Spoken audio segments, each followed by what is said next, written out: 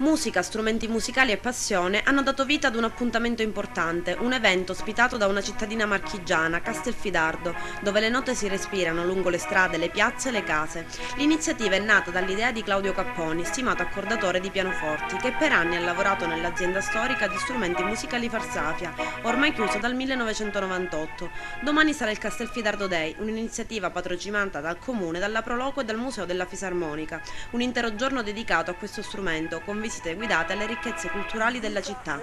Presenti tutti i dimostratori della Farsafia, operatori del settore e appassionati di vintage, che assisteranno al processo di costruzione della fisarmonica presso la nota e anch'essa storica ditta Scandelli, dove il maestro Mirko Patarini, vincitore del campionato del mondo di fisarmonica, si esibirà. Sarà presente all'incontro anche il grandissimo Gervasio Marcosignori, campione del mondo di fisarmonica. La manifestazione proseguirà al Teatro Astra, che vedrà il concerto della Fisorchestra Città di Castelfidardo del maestro Riccardo Burattini. Anche dalla Sicilia giungerà la passione per il vintage e il collezionismo, con la presenza del musicista Gerry Butera, editor della TV privata TVA di Agrigento, che seguirà l'evento e coordinerà la diffusione in altre emittenti, giornali e riviste.